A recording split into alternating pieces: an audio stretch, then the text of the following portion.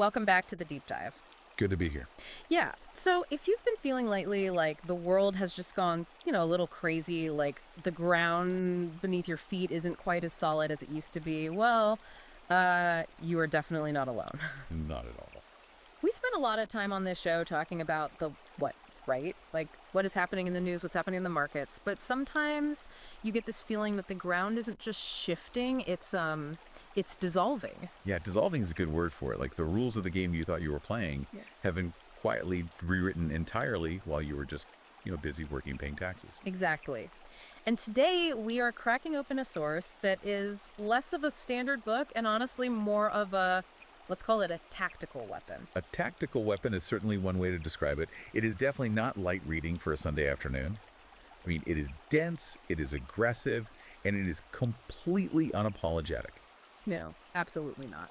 So today we are doing a deep dive into a manifesto. And it's one that is making massive waves underground in the manosphere and honestly in the minds of anyone who is really paying attention to the state of modern masculinity right now. Right. The book is titled, and get ready for this, because the title alone is basically a thesis statement. It's called Women Work Products. Men extract resources, drive to death, betray, divorce, and inherit. Yeah, subtlety is clearly not the goal here. Not even a little bit. It's written by Conrad Riker. And before we go any further, I just want to be totally clear with you listening right now. This is high-octane, ultra-red-pilled material. Very much so. We are here to impartially report on what's in this text. We're not endorsing it. But if you are ready to have your worldview challenged or maybe confirmed in a way that feels like a punch to the gut, you really need to grab a copy of this. It's available right now on Amazon, Kindle, and Google Play Books. And honestly, having gone through it extensively for this deep dive, I would highly suggest you do get a copy to follow along. Because Riker structures this thing almost like a mathematical or logical proof. He calls them syllogisms of sovereignty. Right, syllogisms. Yeah, and it really helps to see that the arguments laid out on the page, because he is essentially building a massive legal and historical case against the modern world. Exactly. So please, if you value the work we're doing here, helping you navigate these really deep, unfiltered, and often highly controversial topics so you don't have to drown in them, do us a huge favor right now. Hit that like button, subscribe to the show, and ring the notification bell. It really helps us keep the lights on. It does. It helps the deep dive keep surfacing these kinds of forbidden conversations that the algorithms usually try to just bury and hide from you. And speaking of forbidden conversations, let's talk about the actual mission of this specific deep dive. Because what we are looking at today is what Riker calls a logocentric analysis of history. Logocentric. Let's stop right there for a second. We hear terms like this thrown around in philosophy a lot, but for the guy listening right now on his commute, what are we actually talking about here? Does he just mean logic-centered? Precisely. It is centered on the logos. The Greek concept. Right, the Greek concept of reason, order, and the word. It represents the structural principle of the universe. We're talking objective truth, cause and effect, the literal laws of physics. Things you can't argue with. Exactly. Yeah. And Riker's core argument is that for the vast majority of human history, human civilization was fundamentally logocentric. It had to be. It was built on competence and a harsh reality. Because if it wasn't, you died. Right. But he argues we have drifted completely away from that foundation into a society that is drowning in, well, he calls it the gynocentric spell. The gynocentric spell, that sounds almost, mystical, like we're trapped in a fantasy novel or a matrix of lies. He actually describes it as a metaphysical fog. A fog. Yeah, it's a condition where the entire society, its laws, its entertainment, its baseline morality is entirely oriented around the comfort, the feelings, and the demands of women. And often at the direct expense of men. Precisely. And the spell part of that phrase implies that men don't even realize they are caught in it. They just assume that prioritizing female comfort is the natural moral order of the universe. Wow. So the mission today is to unpack his diagnosis of this, what he calls the biological imperative of extraction. And more importantly, look at the very specific strategies he proposes for men's rights activists and guys in the manosphere to achieve total economic and mental sovereignty. Right. And I know a lot of our listeners are men who feel like the core social contract has just been completely broken. Utterly shattered. You know, the old deal. You work hard, you provide for your family, you protect them, and you get respect and a stable family unit in return. Riker's basically saying that contract isn't just broken, it's been shredded, set on fire, and the ashes have been weaponized against you. That's his thesis. He argues that we have to look at the history of our institutions, the law, education, marriage. But specifically, we need to understand them before and after they were captured. Captured by who? By feminists and Marxists, in his words. He views it as a timeline of sheer dispossession. He wants to show you the original blueprints of the house, basically, before the squatters took it over and changed all the locks. Okay, let's really unpack this then. Let's start with the core diagnosis, which is section 1 of his book, The Gynocentric Spell. Right. Riker uses this incredibly vivid and honestly pretty depressing image of a Cinderella man. And I have to say, this part was rough to read because it feels like a story you hear at every single bar, every single weekend from some guy. It's a deeply tragic archetype. Yeah. The Cinderella man is the guy who builds the empire. He does all the heavy lifting. He fights through the mud, he builds the business from scratch, he secures the mortgage, he constructs a citadel of prosperity, to use Riker's exact words. He spends his 20s and his 30s sacrificing his physical body, his sleep, his mental health to build this massive safety net for his family. And then what happens? And then, the exact moment his utility peaks. The moment the business has a liquidity event, or the house is fully paid off, he is liquidated. Liquidated via a divorce decree. Exactly. Riker points out a brutal, undeniable correlation here. In a gynocentric system, he says a man is treated literally like a booster rocket on a space shuttle. Oh, that's a wild analogy. But think about it. You need the massive, dangerous burn. It's that huge explosion of violent energy to get the payload into orbit. Right, it does all the work to break gravity. But once you're safely in orbit, the booster's just dead weight. It's discarded, it falls back into the freezing ocean, and is forgotten. That is a chilling thought. You're completely vital and useful until the exact second you're not, and then you're garbage. And Riker ties this directly back to biology, right? He does. Because he's not saying women are doing this because they are evil in some cartoonish comic book villain sense. He's very, very specific about this mechanism. That is a crucial, crucial distinction in the manifesto. If you read this and think he's just saying women are inherently malicious, you are missing the entire philosophical point. Right. He calls it the biological imperative of extraction, and he references the German philosopher Arthur Schopenhauer extensively here. Schopenhauer, the patron saint of pessimistic realism, as Riker calls him. Now, for the guys who maybe skipped Philosophy 101 in college, Schopenhauer wasn't exactly known for being a party animal, was he? No, Schopenhauer was the pessimist's pessimist. He viewed the entire world as being driven by this blind, irrational, consuming force that he called the will to life. Okay. And Riker argues, pulling from this, Right. that women are the primary biological avatars of this will to life. Schopenhauer actually viewed women as, and I am quoting the source material directly here, Yep. childish, silly, and short-sighted. Wow. Riker applies this specifically to the modern context of resource consumption. He argues that women are instinctually driven to extract resources, not out of hatred for men, but out of a cold evolutionary calculus. So in the caveman days, or the Pleistocene epoch as he specifically mentions in the text, this extraction actually made perfect sense for the species. It was pure survival. The female needs massive resources for herself and for the highly vulnerable offspring. She had to be solipsistic, Meaning what exactly in this context? meaning entirely focused on her own survival needs and the immediate needs of her children, placing those above the abstract needs of the broader tribe or the man. That makes evolutionary sense. It does. But Riker's point is that patriarchy, and he uses that word as a highly positive structural organizing term, patriarchy, used to provide the guardrails for this instinct. It kept it in check. It checked the consumption. It channeled that raw will to life into building the family and the tribe. It basically said, no, you cannot just take absolutely everything. There's a larger structure here that must be maintained for everyone's long-term survival.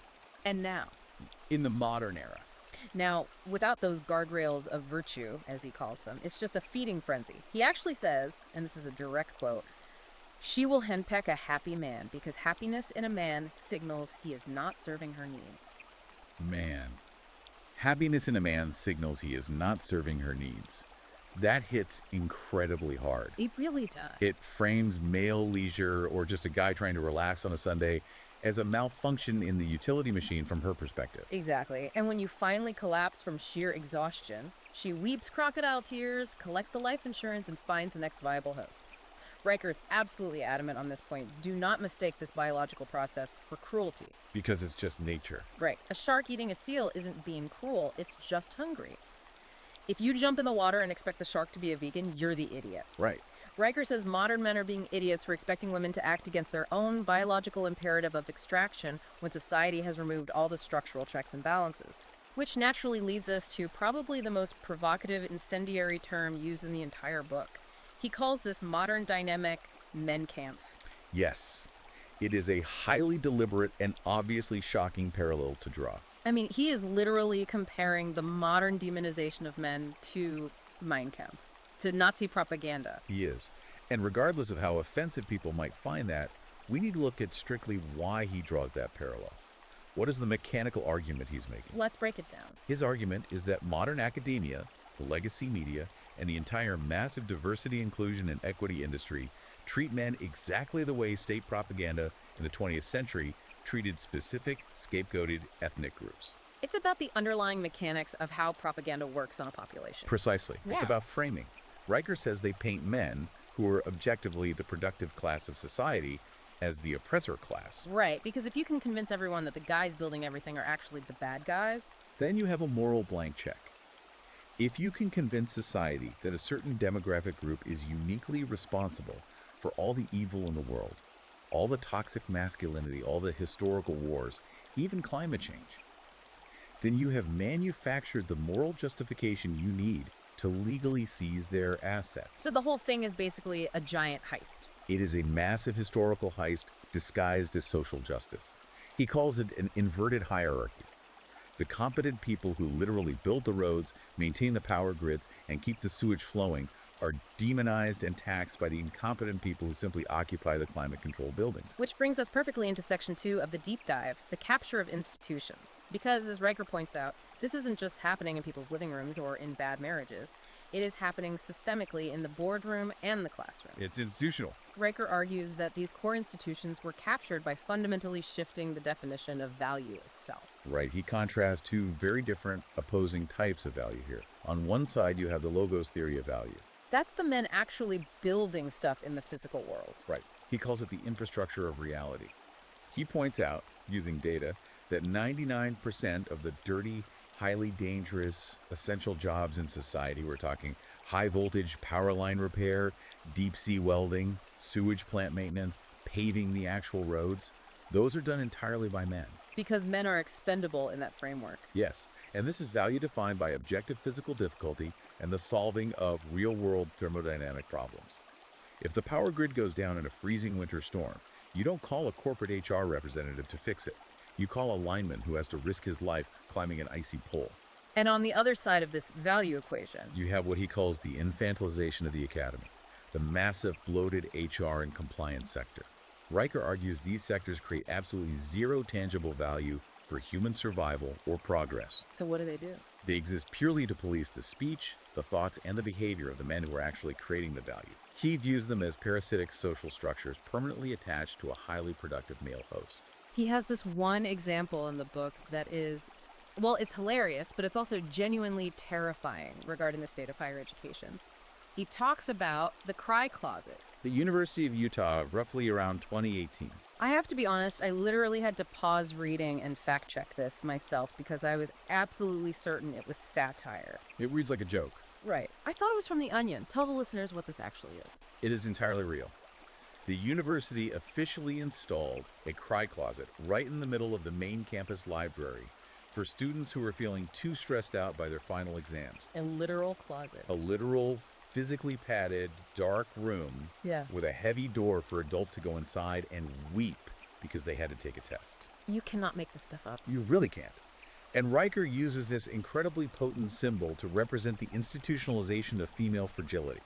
He says we have fundamentally moved away from the academy as a gymnasium for the mind, a place designed to toughen you up, expose you to dangerous ideas, and prepare you for a harsh reality. And we've turned it into what?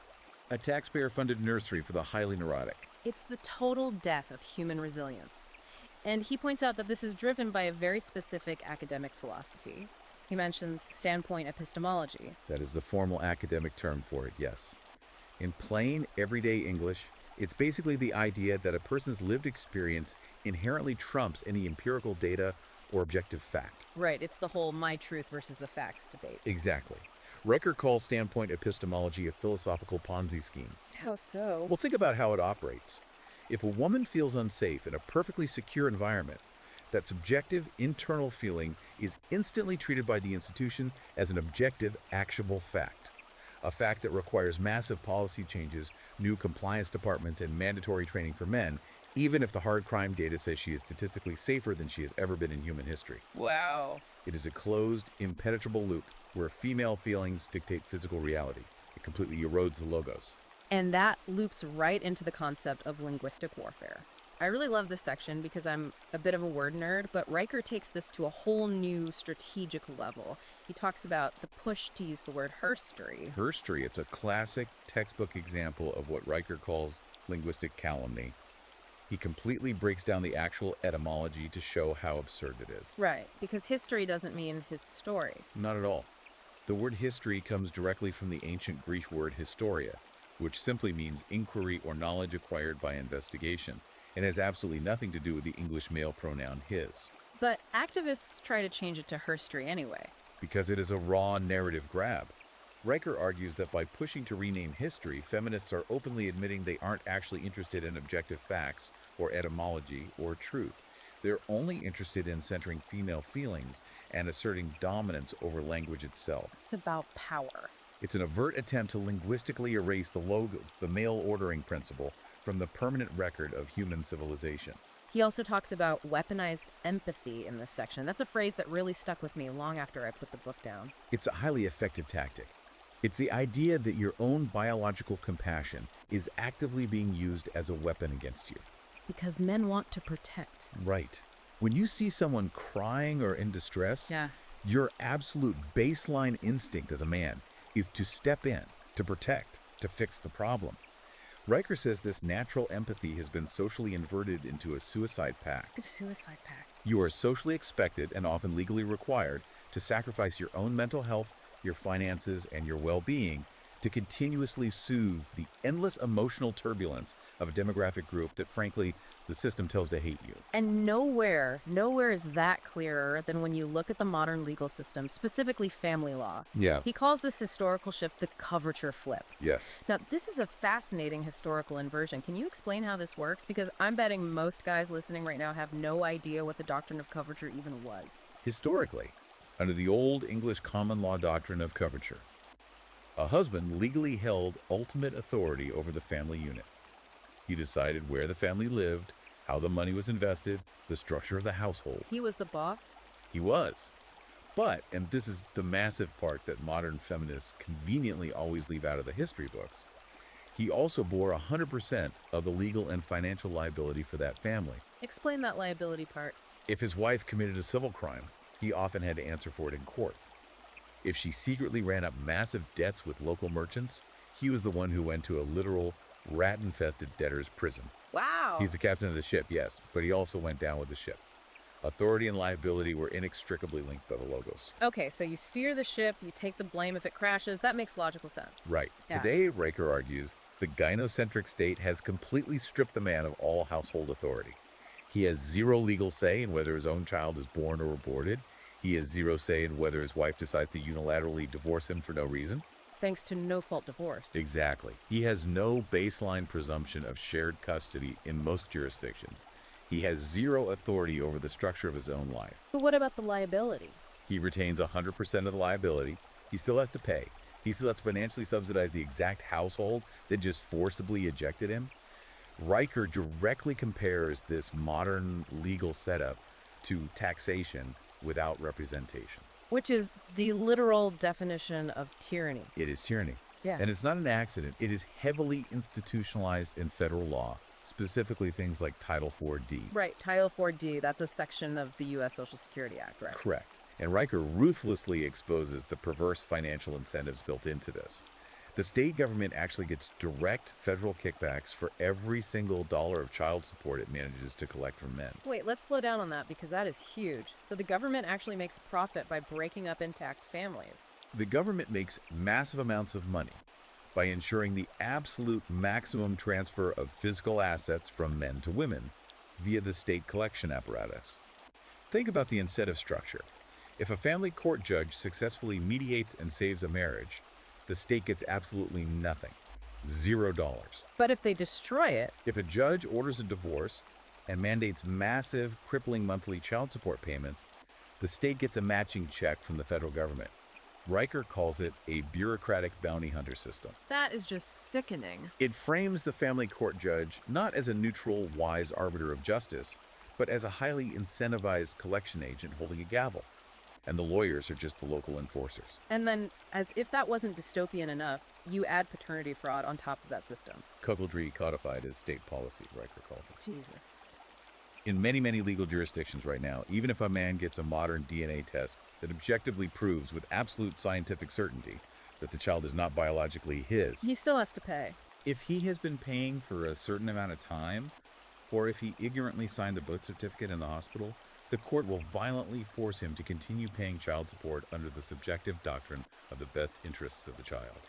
So the state forces you under threat of imprisonment to financially support another man's genetic legacy, simply because your wife lied to you. While simultaneously being stripped of your own legacy and resources, Riker frames this as the ultimate form of biological theft enforced by the state monopoly on violence. This is incredibly heavy stuff. But to really arm ourselves, we have to understand the deep psychology behind why it operates this way. Section 3 of the manifesto tackles the psychology of intersexual dynamics. And Riker definitely doesn't pull any punches in this section either. No, he doesn't. He talks about the double bind of female desire. This is what the manosphere classically calls the alpha fucks, beta bucks concept, but Riker formalizes it into a strict logical sequence. He calls it the syllogism of the shit test. Right. The core premise here is that women, due to evolutionary pressures, have two completely conflicting simultaneous biological needs. Need number one is genetic survival. Okay, so getting strong genes for the baby. Exactly. For that, she instinctively craves hyperdominance. The alpha male, the violent risk taker, the guy who might get killed in a tribal raid, but if he survives, he rules the tribe. The classic bad boy, the criminal, the user. Right. Her biology wants his DNA. Yeah.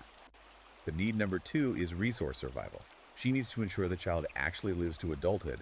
For that, she requires hyperprovisioning, unending safety, total reliability. The beta. The beta, the patient farmer, not the aggressive hunter, the guy who will work a boring desk job for 40 years to pay the mortgage. And the fundamental problem with this dual requirement is what? These two sets of traits are statistically highly anti-correlated in the male population. The highly aggressive guy who is crazy enough to fight a literal tiger is very rarely the same guy who is patient and docile enough to farm a field of wheat or change dirty diapers at 3 a.m. So she literally cannot be satisfied with just one man. Exactly. Riker argues that baseline female biology is fundamentally programmed for perpetual dissatisfaction.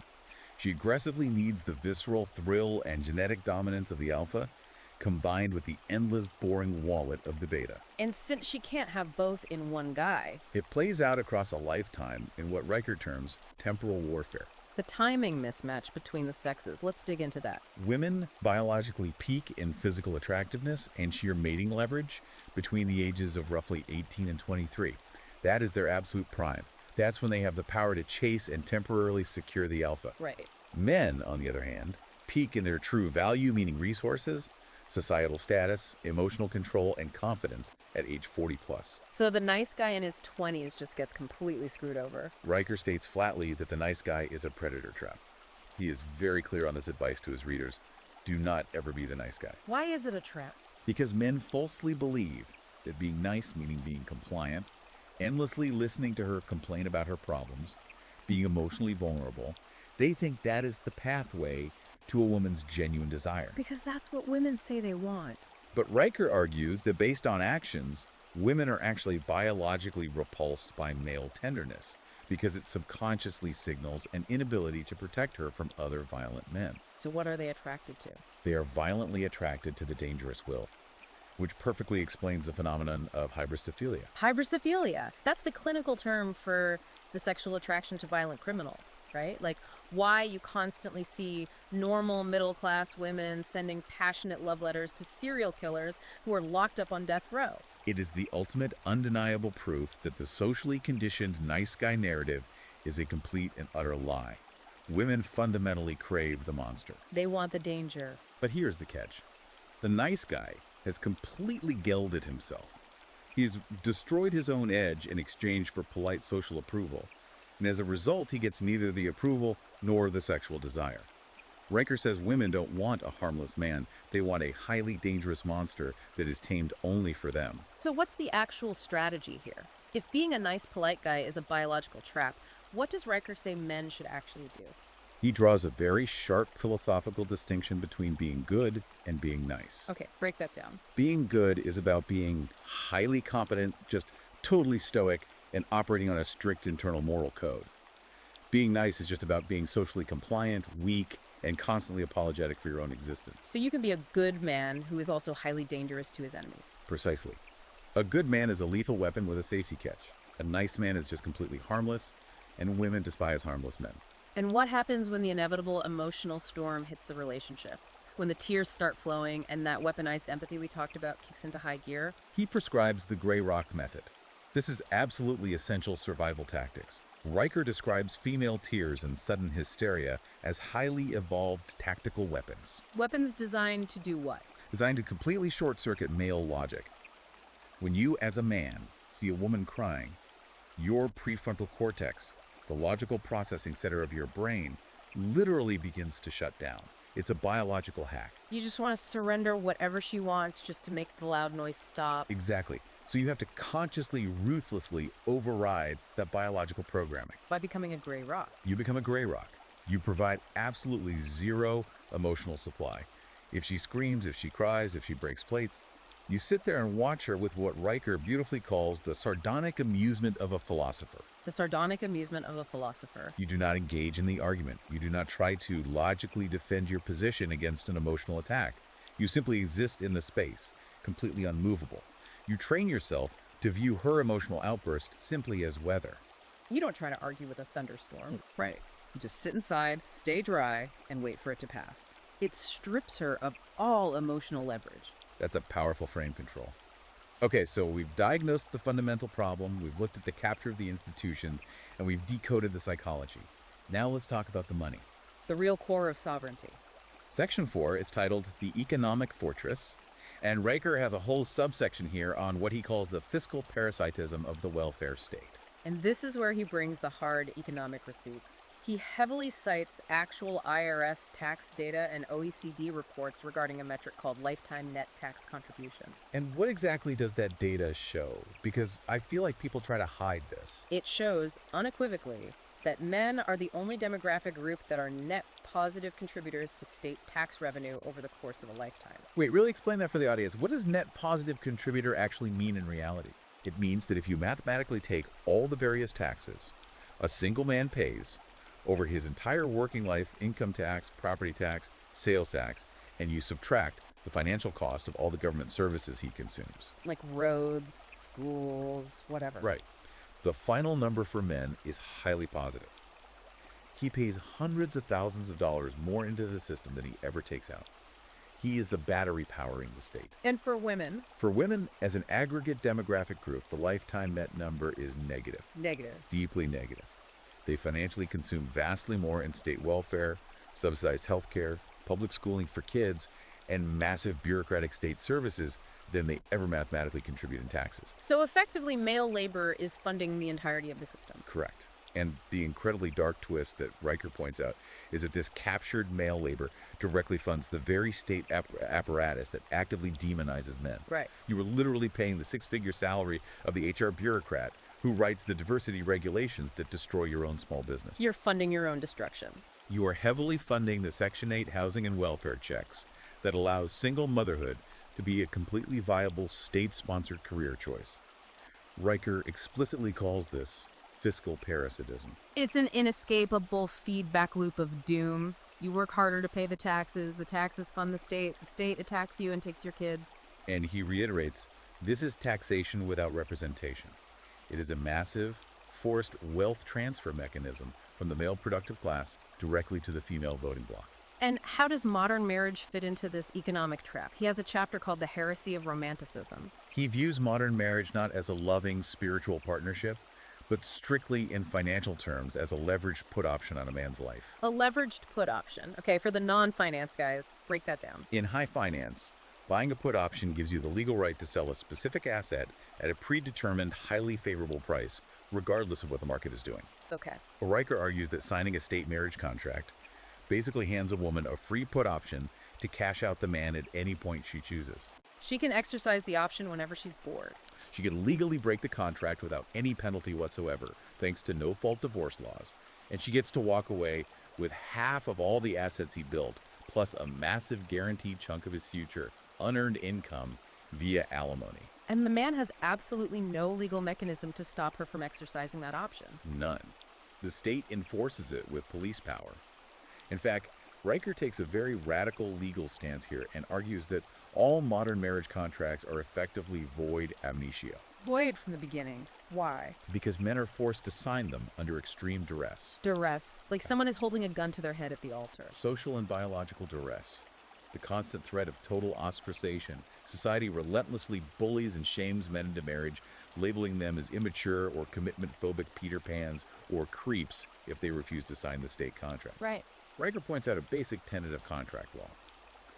If you are psychologically coerced or shamed into signing a horribly one-sided legal contract, that contract is fundamentally invalid. So, given all this institutional and economic warfare, what is his actual actionable advice? Ghost the Matrix. Ghost the Matrix. That sounds exactly like John Galt in Ayn Rand's Atlas Shrugged. It is the exact same underlying philosophy. Go Galt. Withdraw your labor. Stop feeding the monstrous beast that hates you. Just opt out. If the entire corrupt system mathematically relies on male ambition, male stress, and male tax dollars to survive, then the single most revolutionary, destructive thing a man can do is simply stop providing those things. Quiet quitting on a civilizational scale. Kill your ambition, or at the very least, completely hide the financial fruits of it from the state. Downsize your life. He also spends a lot of time aggressively attacking what he calls the simp economy. Oh, he hates the digital brothels. Yeah. OnlyFans, Twitch e-girl donations, Instagram models. He is absolutely scathing here. He views the simp economy as a pathetic, voluntary Ponzi scheme. It is a massive mechanism for transferring hard-earned generational male wealth straight from profoundly lonely, isolated men directly to women who absolutely despise them. He calls it paying for your own execution. Exactly. You are financing the vanity and the hypergamy of the exact women who view you as entirely subhuman. So instead of throwing $20 a month at some OnlyFans creator, where does Riker say men should actually be putting their resources? Into crypto and DAOs, decentralized autonomous organizations. Why crypto specifically? Just for the gain? No, not for the gains, for the sovereignty. Because crypto is inherently judgment-proof, or at least vastly harder for a corrupt state to seize. Explain the mechanics of that.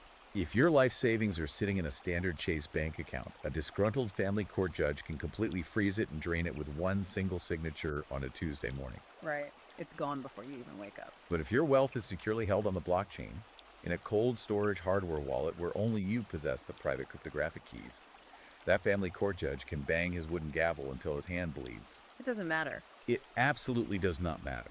The fundamental laws of mathematics and blockchain physics simply do not care about gynocentric court orders. They cannot take what they cannot cryptographically access. It's really about building an unreachable economic fortress around yourself. Exactly. He also highly suggests using heavy debt strategically as a shield. Debt as a shield. Usually guys are told to avoid debt. Right. But he says you should mathematically mortgage your physical real estate properties to the absolute hilt. Pull all the equity out. Why? Because if you have zero visible equity on paper, because it's all leveraged and hidden in offshore trusts or crypto, there is absolutely nothing lucrative for the ex-wife's divorce lawyer to actually take. You make yourself a terrible target. You make yourself completely judgment-proof. You turn yourself into a jagged, worthless rock that simply isn't worth the legal effort to squeeze. That is highly tactical. It's literal economic guerrilla warfare against the family courts. It is. And it perfectly leads us into the ultimate grand solution of the book. Yeah. Section 5, Building the Manosphere Jerusalem. I love that title so much. The Manosphere Jerusalem. It sounds incredibly biblical and prophetic. It is very biblical in its scope. Riker isn't just talking about individual guys surviving in the shadows anymore. He is literally laying out the blueprints for building a parallel patriarchal civilization. And he says that entirely starts with a return to the logos. Right back to the classical basics. The trivium. Which is what for the audience? The foundational structure of classical education, logic, grammar, and rhetoric. These were the intellectual tools that built Western civilization, and they have been deliberately removed from modern public schools. Because they make people too hard to control. Right. Riker says men desperately need to reclaim these specific mental tools to logically dismantle feminist arguments in real time. Because feminist arguments fundamentally rely on emotional manipulation. Exclusively. Right. And you cannot successfully fight a hysterical emotional argument with more emotion. You will lose every time. Because they are better at it. Right. But if you have cold, hard logic, you can easily cut right through that metaphysical fog. You can instantly spot the logical fallacies, the shaming tactics, and refuse to engage on their terms. He also extensively talks about achieving the Overmensch. This is a heavy Nietzschean concept. Yes, the Übermensch. Riker argues we have to evolve past the last man. Describe the last man. The last man is the perfectly sedated, heavily medicated, endlessly Netflix-watching, soy-consuming, porn-addicted modern male who just accepts his own slavery. The guy sitting in the pod eating the bugs. Exactly. Riker says the Overman completely rejects the pod. He weaponizes his own natural testosterone for massive creation and dominance. He categorically refuses to ever apologize for his aggressive masculine nature. Instead, he channels it to build empires. But where do we actually build these empires? Because Riker realistically points out that sometimes the single best strategic move a man can make is to just pack up and leave. Geographic arbitrage. He calls it the expatriation ace card. The whole idea of going where you're treated best, getting your passport. Passport bros are already doing this on a small scale. But Riker takes it further. He explicitly points to fast-growing patriarchal nations. Places like Vietnam, Thailand, parts of Eastern Europe like Georgia. Right. Places where the toxic woke infrastructure simply hasn't taken root yet. Where a man is still fundamentally respected as a man and a provider is honored. Yes, and where the drastically lower cost of living allows you to actually keep the massive surplus value of your own labor instead of giving 60% of it to a gynocentric tax system. But he goes even further than just moving to Thailand. He gets into some wild libertarian territory. He talks about seasteading. Yes, the concept of building actual physical micronations out in the deep ocean. Literally floating cities in international waters. The underlying logic is beautiful in its purity. Out in international waters, the cold laws of physics, engineering, and free market commerce absolutely must rule, or everyone drowns. There is no room for DEI on a deep-sea oil rig. Exactly. He argues that in an environment that hostile female feelings and HR compliance mandates instantly take a backseat to male competence and the logos. If you build a floating, decentralized city, you place yourself entirely outside the tyrannical jurisdiction of the Western family court system. It is the ultimate expression of physical sovereignty. But the absolute most sci-fi and honestly most mind-blowing and controversial part of this entire manifesto is what he calls the final red pill, the technological solution. Right. Ectogenesis. The development of fully functional artificial wombs. Riker specifically calls this the syllogism of liberation. He does. Now, walk us deeply through this specific argument. Why is this singular piece of technology so massively important to his overarching thesis? Because frankly, this sounds completely dystopian and terrifying to a lot of average people. You have to follow the cold logic of power. His core argument is that the female biological monopoly on the means of human reproduction is the absolute root source of all their unearned societal power. Okay, keep going. It allows women to effectively charge an extortionate womb tax on the entire male population. Men historically submit to all this resource extraction, the marriage laws, the dangerous jobs, simply because they desperately need women's biological cooperation to continue their own genetic line. Right. Men want children, so they pay the toll. But what happens to that power dynamic if you introduce fully scalable artificial wombs into the market? The monopoly is instantly broken. Good. Forever. Completely shattered. The female biological container becomes technologically obsolete. Riker argues this one single scientific advancement effectively nullifies all the leverage women currently hold over men. Because men won't need them anymore to have a family. If men, or a coalition of men, can securely reproduce and raise the next generation entirely without the extortionate social contract of modern marriage, or the absolute terrifying risk of the divorce court meat grinder, the civilizational leverage shifts 100% back to the men who own the technology and the capital. It frees up all that trapped male energy, all that money that goes to alimony and bad marriages. It permanently frees men from domestic servitude. Instead of spending 50 years of their lives desperately placating a hostile partner just to secure access to reproduction, men can fully focus all that surplus capital and aggressive energy on building what he calls a true spacefaring civilization. It sounds totally wild, like something out of a cyberpunk novel, but when you actually look at the current rapid pace of biotech and AI, It's really not as far off as people think. yeah. We are already seeing the early stages of it in animal trials, and Riker absolutely sees this technology as the ultimate necessary step to permanently building a true logocentric civilization. A society based purely on male competence, rigid hierarchy, and objective truth. And here is the real kicker that makes people furious. He claims this patriarchal return is actually good for everyone. Even the women. The benevolent sexism argument, yes. He claims that reestablishing strict patriarchy, or at least a heavily masculine logic-based order, actually saves human society from the destructive chaos of completely unchecked female emotion.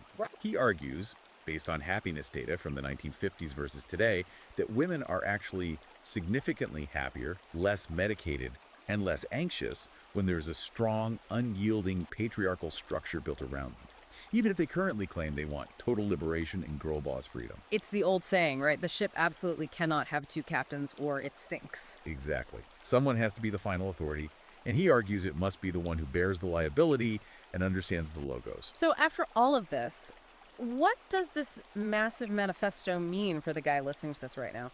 We've covered a staggering amount of ground today. We really have. We looked at the initial diagnosis, the brutal capture of the institutions, the dark psychology of intersexual dynamics, the economic fortress strategies, and the wild technological future. What is the takeaway? It means, very simply, that as a man, you have a choice to make today. You can choose to just stay plugged into the matrix. Keep your head down. Keep apologizing for your masculinity. Keep paying massive taxes into a system that openly hates you and wants to replace you.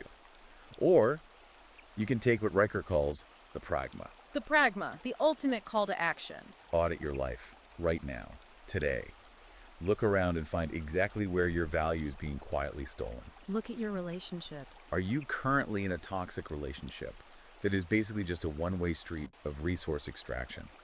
Are you grinding away at a corporate job that directly funds your own demographic demonization through HR initiatives? Are you the Cinderella man we talked about? Are you exhaustingly building a massive castle that someone else is just going to take from you in family court in 5 years? Stop apologizing. Absolutely stop apologizing, never apologize for being a man, and start aggressively building the lifeboat. Right. Whether that means quietly getting your vulnerable physical assets secured into cold storage crypto, or heavily planning your eventual expatriation move to a jurisdiction that actually respects you, or just mentally completely detaching from the desperate need for female validation. Reclaim your sovereignty.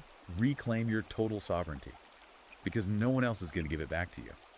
Man, powerful stuff. And honestly, you guys can start reclaiming that right now by connecting directly with the source material. You need to follow Conrad Riker. He is publishing over on Substack at Conrad and Riker. Highly recommend the Substack. That is where he does these brutal, daily, deep dive breakdowns of the ongoing culture war. The guy is relentless. And you definitely want to follow his Twitter, which is at Conrad Riker. And check out his YouTube channel at Conrad and Riker. Oh yeah, the video essays. He does these incredible long-form video essays that are just absolute surgical dismantlings of mainstream legacy media narratives. They are genuinely brilliant and satisfying to watch if you're red-pilled. And of course, the book itself. The foundational manual we just spent all this time dissecting. Women work, men extract resources, drive to death, betray, divorce, and inherit. I know, it's a massive mouthful of a title, but it is a literal survival manual for the modern era. Get it right now on Amazon Kindle or Google Playbooks. And crucially, once you read it, leave a 5-star review. As Riker explicitly says in his community, we have to actively fight these algorithms. Because the system actively tries to bury this exact kind of information. It does. Leaving a highly rated review is a small, easy act of digital rebellion that pushes the book higher in the rankings and gets in front of more men who desperately need to wake up. Well said. We want to leave you guys with this one final, really provocative thought straight from the very end of the book. It's the image of what Riker calls the singularity. A coming, undeniable golden age. But it is very specifically not a golden age for everyone. It's an exclusive future. It is a glorious future, exclusively built by the men who adamantly refuse to bow to the gynocentric spell. A hyper-advanced intergalactic world constructed purely on silicon, hardened steel, and unbreakable cold logic. The only question left is, will you be one of the architects building it, or will you just be one of the extracted men left behind in the mud? That is the ultimate question you have to answer for yourself. Exactly. Guys, if this deep dive really resonated with you, if it gave you that punch in the gut you needed, share this right now with a friend who desperately needs the red pill. Like, subscribe, and hit the bell to help us keep this dangerous signal strong against the algorithmic suppression. Stay sovereign, guys. Don't let them break you. Keep building the fortress. We'll see you in the next one.